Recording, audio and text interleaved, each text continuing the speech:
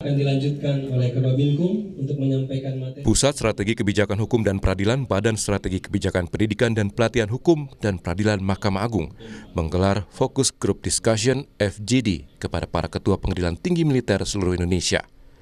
FGD ini membahas naskah kebijakan implementasi putusan peninjauan kembali terhadap peniadaan pidana tambahan pemecatan dari dinas militer. Acara ini dihadiri Kepala Badan Pembinaan Hukum TNI Laksda Kresno Buntoro sebagai pembicara.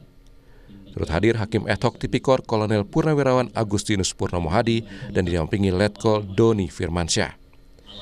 Dalam acara banyak membahas pandangan dalam penanganan perkara militer yang perkaranya naik menjadi peninjauan kembali, terutama terkait pidana tambahan pemecatan dari dinas militer. Sejumlah peserta diskusi sangat antusias mengikuti acara ini dengan memberikan pertanyaan dan tanggapan yang dapat digunakan sebagai kajian ilmiah hukum, khususnya hukum militer.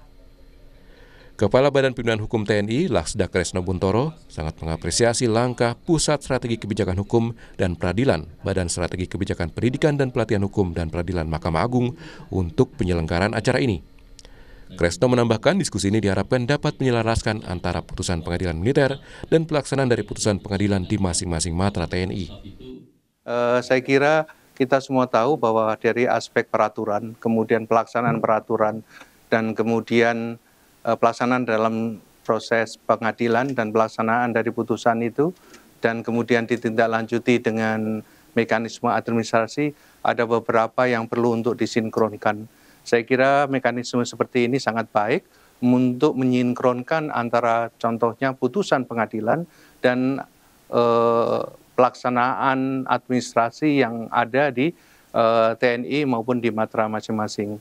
Jadi intinya kami sangat mengapresiasi kegiatan ini. Tadi sudah diangkat mengenai masalah PK terhadap prajurit yang sebetulnya sudah berhenti tidak dengan hormat. Dan ada beberapa masalah teknis.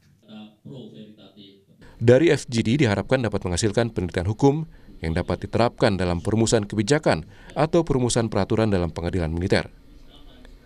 Kababinkum menyatakan siap mengawal hasil FGD ini untuk disampaikan ke Mabes TNI, terutama dalam penerapan putusan kedinasan di TNI.